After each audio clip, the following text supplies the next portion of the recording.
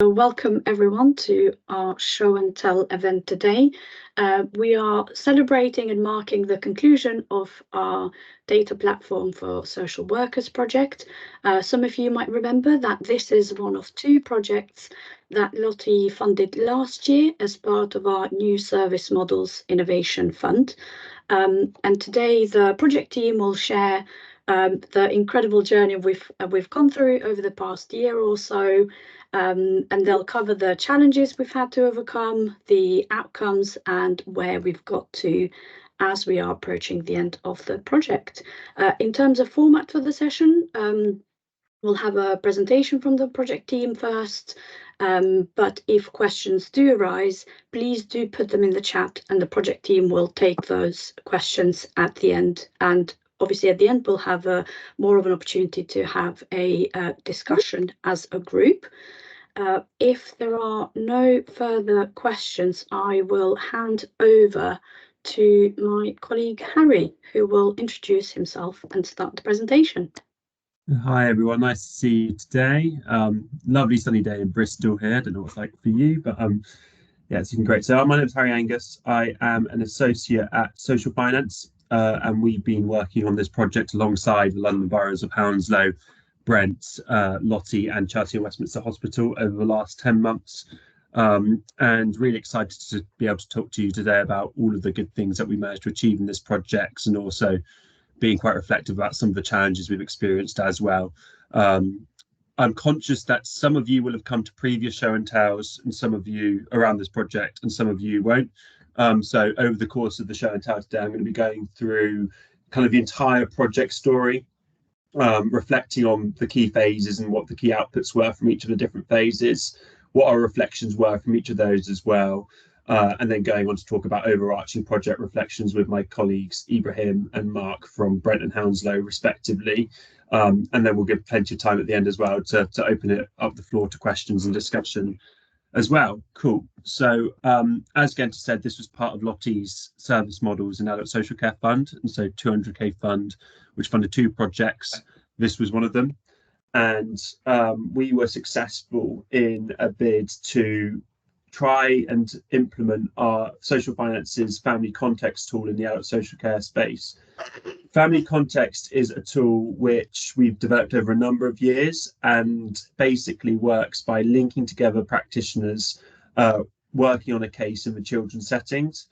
So a referral comes through the front door, and the professionals working in that front door within a local authority can then see the myriad of other professionals who might be involved with a child's case.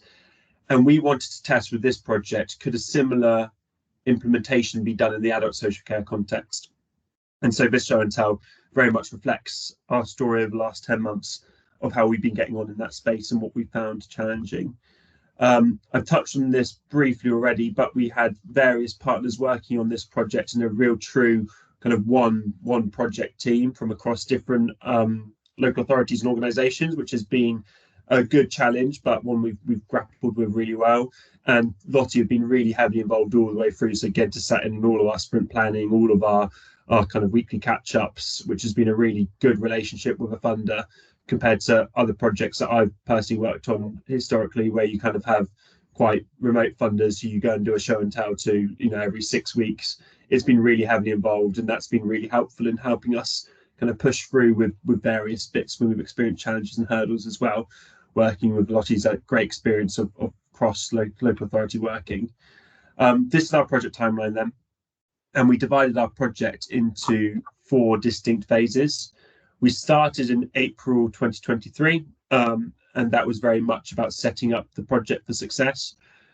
We then conducted a targeted discovery over the summer last year, where we basically spoke to a range of practitioners across Hounslow, Brent and Chelsea and Westminster Hospital to basically validate the need for the tool, identify is the pains experienced in children's social care that we based the Family Context tool on the same as pains experienced in adult social care, and what sorts of data sets would practitioners want to be seeing within such a tool.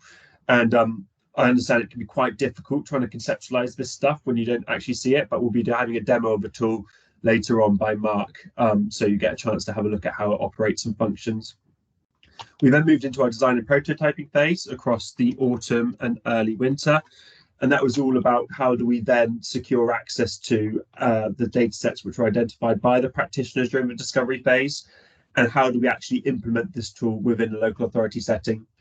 And then finally, we've been in our refining road mapping phase over the last couple of months. And that's very much been about testing the tool with frontline users, tweaking it, and then also spreading the knowledge from this tool, because Lottie work in a really positive way about making sure that project knowledge isn't just lost in a project. And this phase has very much been about generating outputs which are then useful for other boroughs wishing to emulate the approach, kind of top tips, various outputs like that. And so just to very headline level discuss what the kind of problem was we're trying to solve, and a kind of bit of context around this space. This is how social care referrals work within the adults and children social care space. And so generally within the community, a cause of concern is identified. This might be an individual who's gone into hospital and on discharge, they said, actually, the living situation isn't appropriate anymore. You might have concerned neighbours, you might have concerned relatives. And so some cause of concern is identified. This is then generally posed to the local authority via a front door. Not every borough and local authority work in this way, but generally there is some team which triages these referrals and then has a bit of an understanding after an assessment of what the need is. At the front door, they conduct that high-level triage then, so they have a look and say, who else is working with this individual? What are the care plans in place? What other professionals are working around the individual? What's going on? And that triage then can inform where it goes next. And so they're trying to work out, do I need to make a referral to some agency, or is that agency already working with them? That is then the referral, and the assessment is then sent onto dedicated teams. If it's decided that it's reached that kind of statutory threshold for support, it's then sent onto the kind of targeted teams within the community to actually do the work with residents. And then that becomes an open case, and that risk is monitored, managed, and then escalated accordingly until that case either needs to step down and close, or it carries on or escalates to a higher level. So in a nutshell, that's kind of like how this referral process works within adults and children social care. And that's pretty similar across the country, depending on what local authority you're in. And the problem with this, though, is that when you're trying to do that bit around working out who is involved, you have multiple agencies involved, each of them using their own different electronic systems generally, some of them still on paper-based systems. And because you have this siloed working, there is little visibility about how residents interact with others in the community. And so you're not immediately aware of where the GP is. An individual might move around a lot, and so you don't know where that history is. And so there's a real problem here that we wanted to test as part of this project around, is this problem felt acutely within adult social care? And do we think that this family context tool, if adapted to the adults context, will that be able to mitigate some of those challenges? So the first phase was very much about setting up the project for success and getting everything in place, which would give us a successful project going through. And over the course of the project, we've been quite reflective about what's worked and what hasn't worked. I think all the way through, there's been this good reflection that this quite agile mode of delivery has worked really effectively in moving with pace in what is quite a busy and complex environment. And we basically set up this project structure. So we had a sprint planning every 2 weeks. That's basically where we got together as a core project team. And so the Brent colleagues, Hounslow colleagues, and Lottie and social finance. And we basically mapped out what were the tasks that we needed to complete in the next 2 weeks. We then had a stand-up once a week and called in other stand-ups as necessary to basically reflect on how were we getting on with those tasks. Did we need to reframe? Where were our challenges and blockers? And then that cycle would continue. So we had a series of 2-week sprints over the course of the project where we prioritized work, pushed stuff into backlog, brought stuff forward, etc., which worked really effectively. And I think was quite a new way I think Hounslow hadn't worked in this way before. Brent had a bit, but I think it was quite an interesting reflection of using agile approaches within a local authority setting. We then had 2 working groups as well, which we stood up during the final 2 phases. So that design and prototyping phase and the refining and road mapping phase. And this was full of specialists which were relevant to that topic. So we had an IG working group made up of IG leads from across our partners, and that really helped to push through the IG in quite a rapid way, reviewing documents, having quite a strict cycle of documents being released to that group in the week advanced. They then had a week to review it, and we discuss it in that 2-week meeting, and then that cycle would start again. So we had quite a rapid development of information sharing agreements, adaptations to privacy notices, data protection impact assessments, and cybersecurity questionnaires, so those sorts of documents. And then we also then had our technical working group within Hounslow and Brent as well. So that was the technical staff that were needed, with some support from social finance technical staff to help actually build and deploy the tool in the host environments. You then also had this project board which sat on a monthly basis, and that was made up of leads from across the different organisations, and that provided a really good check and challenge against the project plan to make sure that we were doing what we said we were going to be doing, and help to unpick any barriers or blockers as they arose over the course of the project. And I think this was a really good structure for us all the way through, in terms of getting to where we needed to get to. The next phase was then the targeted discovery, and so that was all about validating the need for the tool in the environments that we thought it would be useful, and then also gathering feedback on what specific data sets relevant to adult social care were needed, because all the work we'd done previously in this space was around children's, and obviously adults have a very different interaction with services. It's generally more health focused. You've got lots of kind of community services, dementia services, mental health, which just aren't relevant to children. And so it was about understanding what those services were and the viability of us accessing that data to support the tool. And we interviewed 3 user groups from across the different partners. And so we had the front door staff. So as I described earlier, those staff working within that triage setting. You then had hospital practitioners, and so Chelsea and Westminster were a really key project partner for a lot of the way through, and we were testing, is this a relevant tool for practitioners actually working in the hospital? So, your occupational therapists, your people sat within A&E, could they use this tool and would it be useful to them? And then we had our hospital social work team as well. So whereas you've got the front door, which is kind of like your route into services, you've kind of like got a back door on the hospitals. And so that's basically a team which assesses, but on discharge, how appropriate is that individual's care plan, and do new things need to be put in place? And so we want to speak to all of these staff to work out, would it be useful for them in their roles?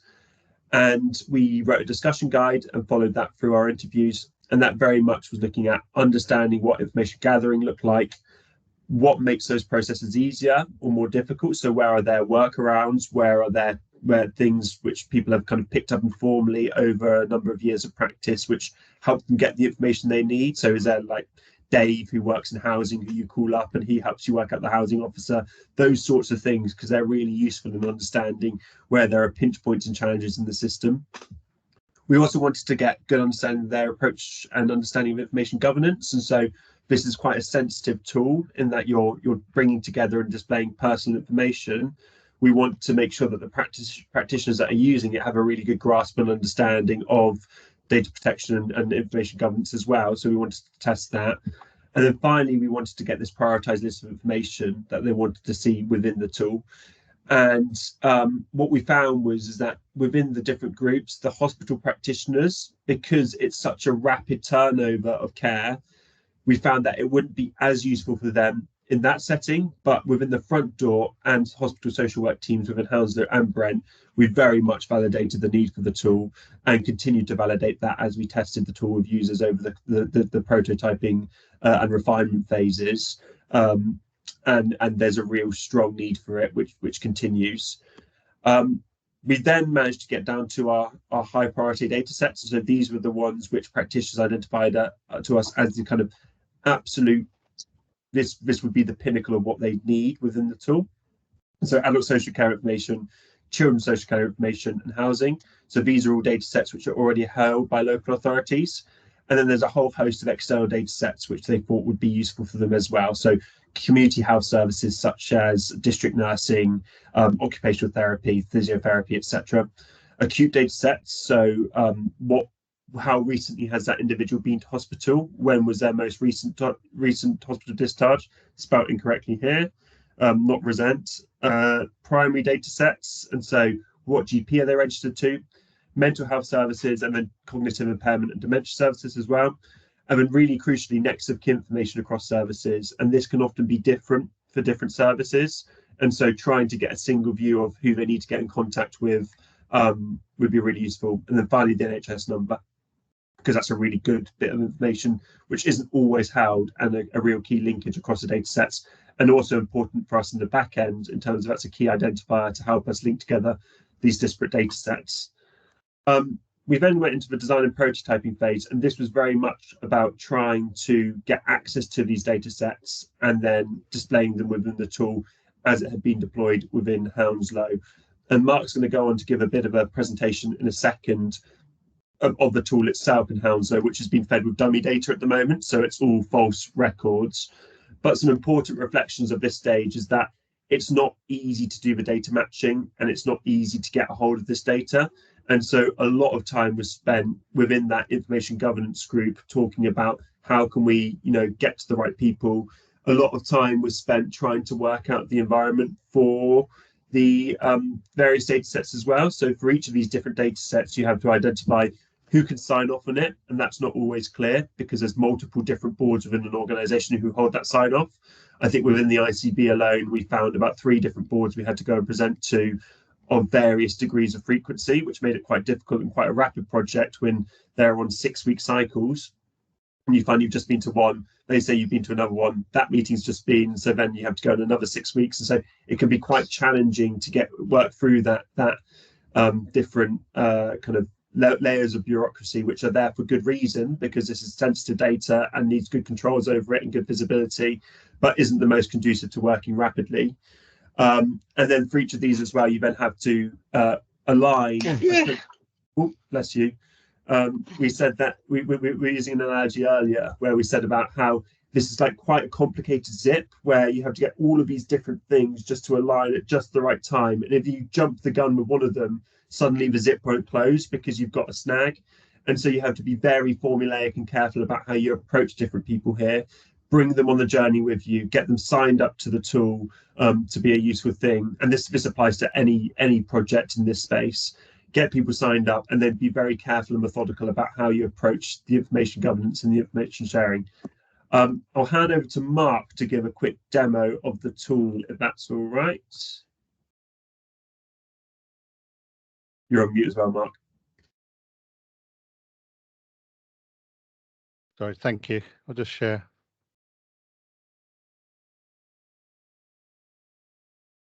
Our teams are a bit slow. Yeah, welcome everybody. My name's Mark Edmonds. I'm delivery manager at Hounslow. I've been involved with Harry and Genta and Brent from the beginning. The tool, just want to say here, is it's a single sign-on. So as we go in and sign on to the process, that's based on an email configuration at the back end. And as Harry said, this is dummy data, so I'm just putting in some names. So if I type in, we're looking for Billy Smith. So if I type in Smith, it comes up and I search on Mark. It gives all the Smiths that are known in the system, and I'll click on Billy. And then what it does is, as you can see, the surfaced information about the individual contact, the individual details are at the top. So let's give them forename, last name, date of birth, person's age, their address, and ideally their NHS number, because that would give almost an identical match with their date of birth. And then what it shows is the information of this about the services that Billy is involved with. So if we go into, say, so he's involved with the acute, adult social care, children's social care, there's a record, there's some community service data and housing data. So this guy is known across a number of services. So we click on view records for the acute. Again, the individual details are surfaced and displayed, and it then gives some information about the individual Billy being involved with the acute hospital. So just want to say before we move on that some of this was the data that we used for testing, and there are a couple of recommendations that we haven't updated as yet. But for instance, the CMS number, the case management record number, people didn't think that was necessary if you had the NHS number. For example, there was also some issues or issues around did we need the presenting condition, but some of the people we tested with said yes and some others said no. So again, something we've got to look into a little bit more detail. But as you can see, there's information about the number of admissions over the last year of 4 that have been generated here, and then the date of discharge. We were going to include date of death. Again, that's another questionable data point because we're talking about people with current service involvement, but other testers again highlighted that would be quite useful to know if that was the case. And we'd also got the most recent hospital admission and a flag here to say if they're a high intensity A&E user. Okay, if I just go back again, if we go into adult social care, and we do the records again, very similar, same presenting information for the individual, and again we've flagged up, is this person a carer? Again, this language has been flagged up as we need to sort of change into carer involvements, I believe it was, Harry, that it needs to probably change to. And then we've got the key worker, the email of the worker as well, or the service worker, and again the service event description and end and start dates. I think that gives you a really good flavour of the sorts of things we get in this, and it's mostly the same across the different sources. But I think what Mark's illustrated there is there's lots of really good thinking around data minimization here, and that's what our feedback with testing has tried to elicit, is where can we not only add stuff to make it useful but also cut stuff out. And the practitioners were really cognizant of that, around saying, okay, yes, this stuff is useful for me in this cases, but one person said, you know, if I've got this information, I'll be able to get to their presenting diagnosis, and I don't need it displayed here. This isn't my case management system. This is a tool to help me get linked to the professionals I need to get linked to more quickly. So yeah, it's been an interesting journey of both adding and redacting stuff from it. Thanks, Mark. Would you mind just stopping sharing your screen? Yep, sure. Yep. Cool. Great. Here we go. And so that then moved us on to our final phase, which we've been on for the last couple of months, which is the refining road mapping phase. And this has all been about trying to tweak the tool within Hounslow. So as Mark said, test it with frontline practitioners.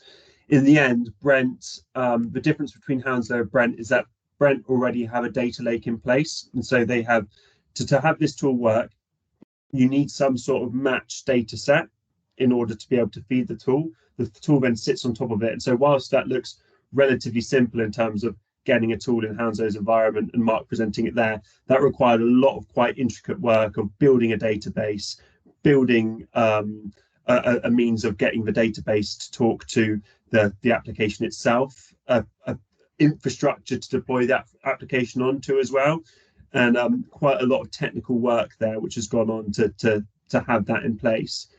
Brent already had this big match data set, so whilst we've been supporting Hounslow to build that, Brent had this thing, and so we were trying to work out with Brent, would this tool help push them on in terms of their dashboards to frontline staff as well, because they already had a number of dashboards in place on top of that data set. And the conclusion was, without the access to health data, it wouldn't push them on. And so we decided that we were going to pause things in Brent and focus project efforts into primarily Hounslow to try and get to this final prototype. But I think had we had more time more time and capacity, we would have probably continued to explore with Brent about how to get that health data. But with Hounslow, we decided to keep it quite focused then in terms of getting to our project outputs, which is a functioning prototype which we could test with users. That's what we did in phase 4 then, was then testing that with users. And so within this phase, we've been doing kind of 3 key project outputs. The first is a product roadmap for Hounslow and Brent. So this is a kind of practical guide on how to take this tool from prototype into kind of an actual product, with sort of checklists around IG, technical checklists, etc. And this is ready for them now, and it's very much written with them in mind. We've then got a strategic paper for Lottie outlining our experience of the strategic landscape over the course of the project, and some kind of practical recommendations on how, or options of how this might be scaled across multiple boroughs. And so what are the challenges with that? What are the benefits? Where are there opportunities? And then finally, there's going to be a toolkit as well, which is a big document, which is basically outlining our kind of tips and tricks from across the project. And the product roadmap largely follows the format of that toolkit around, you know, the different sections that you need to get in place and different things that you need to get in place, like your IG, your technical bits, your user research. But this is written in a generic way, so it's a big document applicable to loads of boroughs whoever wants to pick this up and have an understanding of what we did over the course of the project, and how you might be able to implement it as well. And it's important to say as well, all of the family context code is free to access. There is a GitHub which is linked within the toolkit, and that's basically a technical term. It's like a code depository, if you like, and so anyone can go and lift up family context, and there's loads of guides on there about how to implement it locally. What we've done with Hounslow is just kind of handheld through the implementation, because there was a bit of a gap between the technical skills needed to do that. And so this has been, even though this is a social finance developed application, it is very much open source, and Hounslow's inference of family context is their tool for them to use as they like. There's no ongoing license fee between us and them. There's no kind of standing relationship now. We've supported them to deploy an open access tool within their environment, which is quite neat and makes this, you know, transferable as possible, which is really good. We had really good feedback from testing in the last week. Mark and I have sat with various practitioners in Hounslow and just drew out a few quotes here. And ease of use is ultimately the thing that came through the highest. I think, as you will have seen there, as Mark clicked through, it's very easy to kind of move from screen to screen and understand the information that's being displayed within it.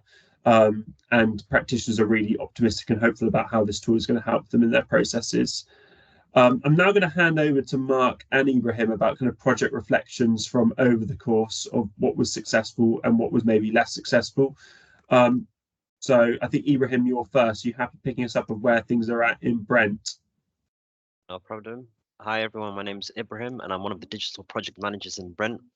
So in terms of where we're at the moment, I think you've already kind of covered that, Harry. So the decision was made not to continue with the products if we didn't have the health data, because we already have our data lake, which has multiple internal data sets where we've visualized. But there were some key benefits still from actually working in this project. And one of the key benefits was the fact that it's a cross-London project. So we had awarenesses of challenges that were coming up. So working with Hounslow, we knew what IG questions were coming up and vice versa. So we're able to sort of share those sort of learnings. We also took our project, we took this project to our data ethics board.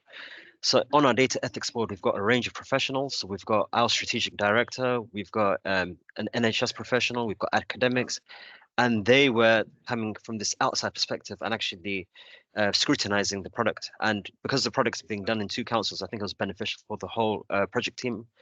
In regards to data sharing itself, so we are aware of the challenges of trying to get data from the NHS, but also we've opened up those discussions and actually talked about the value of having that data shared between different organizations. And, you know, this is one of the things that supported us in actually going to our adult social care team and having these open discussions with them. And it's raised the profile of digital transformation and data within our adult social care team. And from that, we've been able to set up an adult social care transformation board where we bring projects like this forward and we discuss these type of things. So that's some of the key benefits. I'm going to hand it back to you, Harry. And I'm going to hand straight back over to Mark to talk about Hounslow. Thanks, Harry. I'm glad that you took up those minutes. We just had a fire alarm going off, so that was good timing. Just share my screen. Just bear with me a sec. So yeah, in terms of the project, we think that in terms of general reflections, it's been innovative, well organised, and it's been delivered on time and within budget. And we think that's been again, this sort of serves to demonstrate how important this sort of project was and how well it's run. The bi-weekly sprints and the tight controls in place we felt were necessary with this sort of project, with the level of detail that we've had to manage and handle as we've gone through, and the formation of the project boards and the governance, as Harry has alluded to, and especially including Lottie and Gente within that structure has aided the project immensely, because we've cut through I think a lot of barriers and inhibitors as we've moved through. So project of this kind, we think, obviously always gives you things that you didn't anticipate. So, shall we say the first one here, as has been alluded to already, is the length of time it takes to secure health data, and the complexity of the boards which surround that. So, for instance, we went to the Northwest London IG board. We thought we would go early in the sense of trying to request acute data from the Principal Hospital Trust, and what that led to was a request to go to a number of other boards, to go to the various data controllers who flow that information, and to update them on the project there. So there could have been 3 or 4 more boards. And on top of that, at the time, we were also talking about a new tool being introduced within a hospital setting, and that sort of influenced how we sort of took this forward. But that was another board to it's sort of a new systems board that we'd have to go to, which again would have to agree for that anything to be inserted into the health domain, and for that data to flow. So those are the difficulties that you sort of face and the challenges you face. There's a disengagement from Fulham at the Hammersmith and Fulham at the start of this, and then Brent coming into the project. So again, it's about understanding how organisations or different services can change over time with different personnel, etc. And we have a business intelligence strategy which is being developed at the moment, and a lot of detail that we require for this project needed to inform that project. So we were running in tandem with this. Sometimes this project was leading the way, and so we had to obviously feed in information from this project into a wider strategic piece within Hounslow. So it's ensuring that, I suppose, the closer you can align things, or as with Brent, have that work done in advance, would actually make things a little bit easier. And Harry's going to not thank me for saying this, but we lost him halfway through this with a tragic surfing accident. So again, sort of we need to prepare for the unknowns. What did we really struggle with?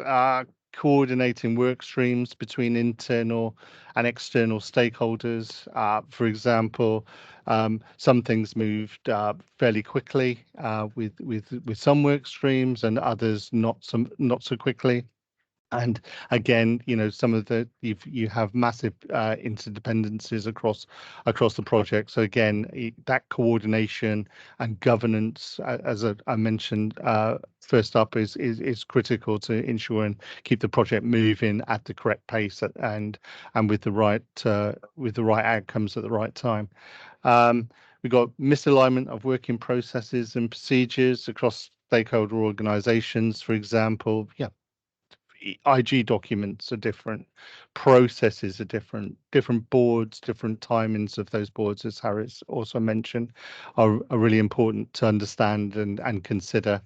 And it was just the general pace of the project. As Harry's mentioned, the agile working on this project far outstrips the typical pace that a local authority, I think, would work with. And we've I think improved, but I don't think actually we would ever get to the same pace with the level of internal scrutiny that we have to go through. So again, that's something worth considering. And then just lastly, how's this push Hounslow forward? I would say immensely. We've developed internal technical knowledge, which wasn't within the organisation previously or before this project. It's contributed to the development of the business intelligence strategy work, and we are now moving into sort of developing a population health management integrated database for other work. So the rules and the procedures that we're using for matching data are going to be absolutely essential for that work.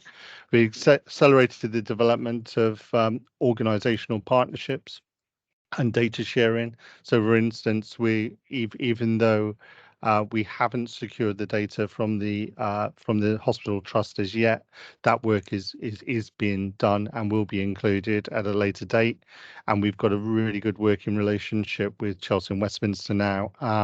And I personally sit on a digital board within the hospital trust, and the representatives from Chelsea and Westminster sit on our boards, and we've been doing joint projects and joint funding bids, and all of this is adding to the sort of the closer working and co-production between health and the local authority, which is not a quick process. So I'd just say everybody have a bit of patience with that and understand how difficult that process is. And then it's informed decisions contributing to the development of MS Teams, which shared channels between adult social care services, hospital discharge team, and the borough-based partnership members. So most recently, we've had a conversation about how we almost work as a team across health and the local authority, and we're exploring and developing the joint use of Teams for that purpose. I'm sure everybody on this call has probably struggled with accessing people's calendars and availability for different meetings. So that's an essential element that's sort of fallen out of this project as well. Back to you, Harry. Thanks very much, Mark. If you wouldn't mind stopping sharing your screen, if that's all right. That's it then for the presentation. I'll flash up. I think I had a slide which was all around the that's the demo. I had a slide which is 1 second. There we go. Let's get that again. And there we are. There was a slide here talking about those strengths and challenges, but I think you both covered all of those. This is our contact details from across the project, and so feel free to get in touch with any of us afterwards, and we've got plenty of time now for discussion. So Genta, I don't know how you want to structure this, but I just wanted to come back to, I think it's Akinola, sorry if I've got your name wrong, but you spoke about the practicalities involved in process of getting access to NHS data. Yes, and so would that be included in the toolkit? Yes, we give advice on how to do this, but I think it's important to heavily caveat that with the fact that we've really struggled with that over the course of the project as well. We initially tried to go to where it felt like it made most sense to go in terms of access to big places where data had already been matched up. So we went to the WISIC board, so Whole System Integrated Care board, and they basically have brought together a whole bunch of data, matched it, merged it, anonymized it, and then that's been used for population health management in Northwest London. And we said, we thought if we could try and go to that board and say, could we please have access to the data or a cut of data under these certain streams, would that be okay? And we kind of went round then various boards within that board, and you then kind of end up almost hitting a dead end. So then we said, okay, actually, rather than going to this match place, why don't we go to the data sources themselves? And so we went directly to the community health, the community hospital, and that's where we had much greater success rather than trying to go to big ICB bodies. But I think the reasons why we had some of those challenges was fundamentally because the London Care Record is going to be a thing in the next few years, and I think the when we spoke to different providers at that kind of high level ICB level, they kind of said, why would we invest in a small project here, which would create an inconsistent picture across the local authorities that we're serving, be very complicated to implement as well. The IG is quite risky, and so they're quite risk averse of doing it. I think generally our experience with the NHS is they're very happy to receive data and then send outputs back out, whether that be anonymized, very rarely person level. And so we were navigating all those challenges throughout, but we did find some success in approaching places directly. So approaching the hospital directly, conversations are ongoing. The community trust conversations are ongoing as well. But it is no easy feat. And I can't come away from this saying, you know, we've had great success in getting the NHS data, because we haven't. But there is still value in bringing together those internal data sets as well, which you've demonstrated through our testing. So yeah, there's various routes, but I think, as Mark said, there is optimism in the space, because increasingly local authorities and ICBs are going to have to work closely together thanks to this new ICB approach and integrated care system approach. And so I think there is good opportunity there for projects like these, but just be careful that you're not about to be gazumped by a bigger thing on the horizon, which I feel like we maybe were a little bit with a London Care Record, which is a similar use case. But we're now working out what that means for the project in terms of, and that's what we're presenting back to Lottie around, is there an interim solution here where the London Care Record is maybe 2-3 years off? The practitioner need is very real now. Can we do something quicker and easier with this sort of project being deployed across multiple boroughs? And so, yeah, lots of different reflections there. But it is no easy feat, and really happy to keep on chatting about the challenges and the opportunities around NHS sharing. And yes, Pauline, we can definitely share the slides. Sorry, Genty, you manage the questions. No. You have a question upstream to that. That's, I think, is Jerry asking about data standards used. I think they suggested something about core information standard from PRSB. Jerry, I don't know if you wanted to come in. Yeah, hi. To that. Yeah, so Jerry Hall, I'm from SOCTIM Advisory, and we're working with DHSC at the moment on foundational specification. And one of the things that's come out of that is the idea of establishing an adult social care core record, which would kind of overlap with things like PRSB and other NHS standards, but looking to kind of establish adult social care as a, a service in its own right, and it shouldn't be bossed by NHS, which is the experience that most of us have had in the past. So yeah, and I think it's easy to say, yes, standards are a good thing, but they're actually quite hard. And I just wondered whether you touched on that at all, and also whether you touched on discharge to assess and the ADW standard as well, because you're working with hospital discharge. Because I think that's been deprecated now, and I don't know whether that came up as well as something that could be there in the future, or was kind of parked in your conversations with health colleagues. No, we didn't so much focus on standards like the ones you described there. We had a kind of like minimum data viability like requirement for each of the different data sets, and so we said in order to be able to function within the tool, we need at minimum full name, surname, date of birth, address, and then where possible NHS number as well, and we'd match in the NHS number. We then are implementing a form of fuzzy matching, which comes with its own, quirks and benefits and disbenefits, because it introduces a whole load of challenges around what do you do about conflicts, and if Jerry Hall in one system has one address and Jerry Hall in another system has a different address, which one do you display, and how do you make note of that? And so we tried to implement a sort of kind of minimum data schema, I'd maybe term it as, for the different data sets that we were trying to get hold of, but we didn't go into the kind of standards that you described there in as much detail. Okay, and the other one I just wanted to briefly ask is about unique property reference number, UPRN, because NHS is now currently putting UPRN against all current patient records effectively, and any new systems have got to, it's been mandated for any major upgrades or new systems in NHS, and obviously it's local authorities who issue those unique property reference numbers. And I don't know whether that was something that came up that could be a potential backlog as well, because I think you talked about fuzzy matching, and obviously you mentioned address.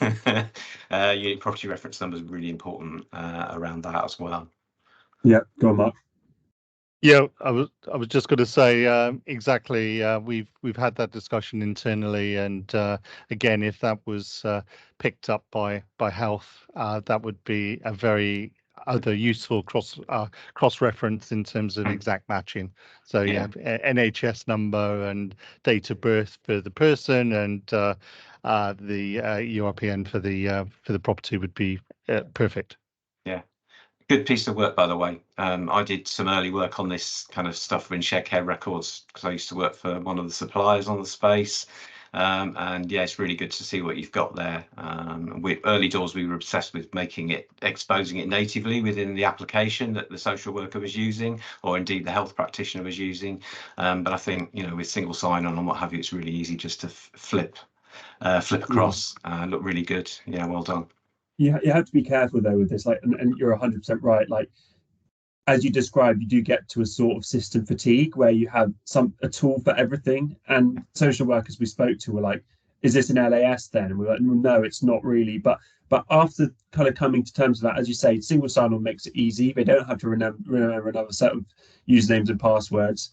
That presents some challenges around information governance, which we had to work through over the course of it with the DPO in Hounslow about whether single sign-on was the most appropriate. But I think we got there in the end. And as long as you make the tool as intuitive to use as possible, because the problem with these case management systems across the piece, and I've done quite a lot of work with your Liquid Logics and your Mosaic access group stuff, and they aren't intuitive because they have developed over a series of years. And so I think there's a real niche here for really headline data presented in a really streamlined and accessible way that practitioners really appreciate, and you're meeting them at their level there, and then they build trust in the tool. So yeah, I think that was a good reflection. Yeah. And were both the case management systems from the adult social care side, were they both LAS?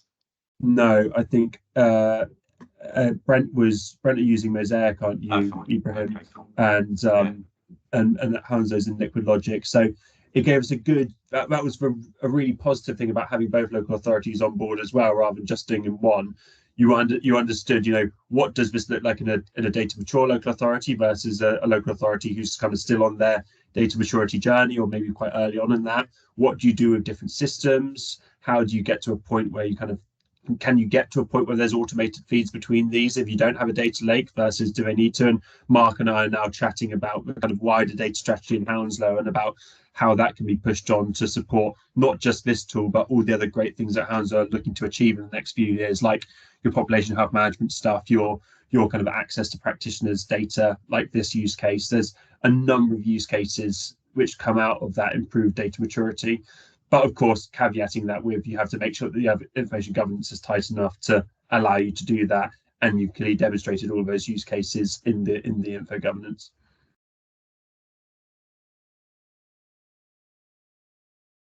I think we might have lost Jerry though, but he's looking very pensive. Yeah, I think apologies, it's my end. I don't know what's wrong. It's verging me down again.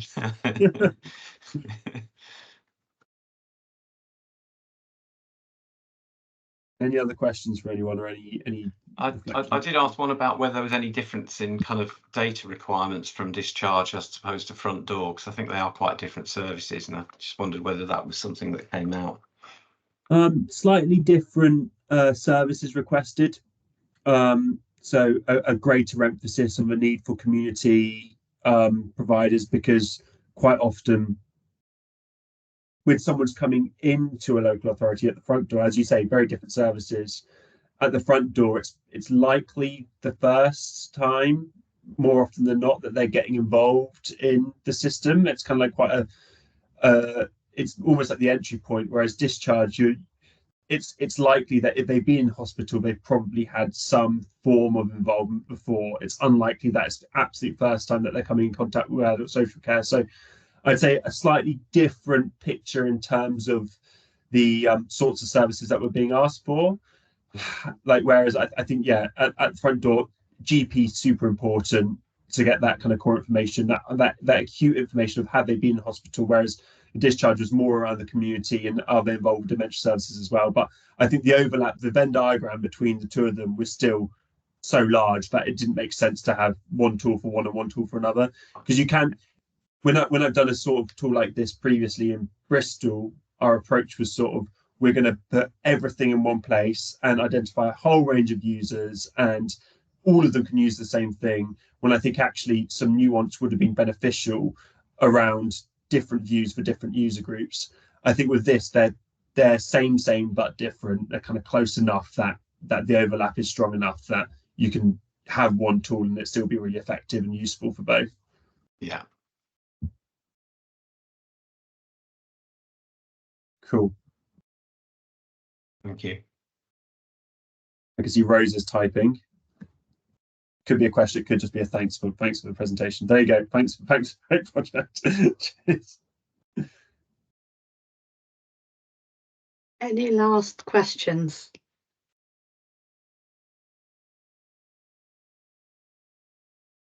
There you go, Sandra. Yes, sorry, I'm faffing with my camera, forgive me. Are you aware of any other initiatives, similar initiatives across the country? Yeah, so each ICS now has to have a shared care record. Right. So within the adult social care, so it's part of the requirements of moving toward ICSs and ICBs. Shared care records are becoming much more of a thing, and so London's one of that is the London Care Record. The difference though is that the London Care Record it's a health and social care tool, but emphasis on the health, and so it's very much designed to be beneficial to practitioners working within healthcare spaces. I'd say more so the design is with them in mind, more so than the design of social care needs. So what we're trying to grapple with now is that, does it completely gazump the need for this kind of social care specific tool, or is there still space for both to operate and both to be useful? Challenge is, however, that, you know, can you get the health data to support the tool, which we know is where the real challenge is and where practitioners often have this kind of blind spot. And so there's a bit of a reflection there, but yeah, there are other ones that Jerry's put in some good examples there. Connecting care in BNSSG is also really good. So Bristol, North Somerset, South Gloss. I think the Greater Manchester one is meant to be very good as well. But there are a series of shared care records out there. But yeah, those are fundamentally health focused, and so there is a space here for adult social care focused tools alongside that. And that's part of what we're reflecting on now when we talk about next steps, is how can we share these learnings that we've got over the course of 10 months with the shared care record to make it a little bit more social care friendly in its design and approach and the data sources that it's primarily targeting.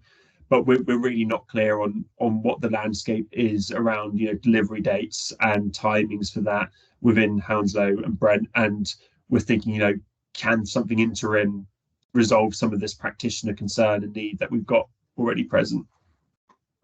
Yes, sorry, and oh, I forgot the other question now. Damn. Sorry, I rambled on. No, that was really helpful. Thanks very much. But it's just left my mind, unfortunately. So, thank you. Problem. Hi, Rose. Oh yeah, just wondering on the timeline for delivery of the strategic paper that you're going to do for Lottie. When is that going to land? Hopefully by Friday, and then Lottie, we're going to have a couple of weeks for Lottie to kind of digest that. We're probably going to have a follow-up call with Lottie and then try and work out where there are opportunities for next steps. But the other outputs, yeah, they're all probably going to be there by Friday, if not next week. And then Lottie are going to need a bit of time just to make them website friendly as well. And then I think, again, so we spoke about earlier, didn't we, timescales maybe around Easter, to be around that. But Lottie will be communicating that on the website and sharing it on social media and all of those different channels as well. So all of those documents will be landing in the next couple of months. Perfect. So, and that includes the strategic paper and the toolkit. Definitely the toolkit. I think the strategic paper is more a kind of Lottie focused output, and so there might be some output off the back of that. But I think maybe some reflections from it, but I can't say. It would be up to Lottie, basically. Okay, thank you.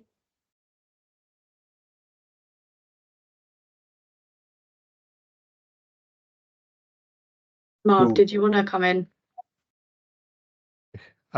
Yeah, I just wanted to say, going back to the points raised about the shared care record and the timeline, my understanding is that all the coverage of the shared care record is not going to be uniform. So even though we're going to have residential care homes being added to the shared care record over the next year, 18 months, there'll be mental health services, etc., and community services, which will be added at a later date.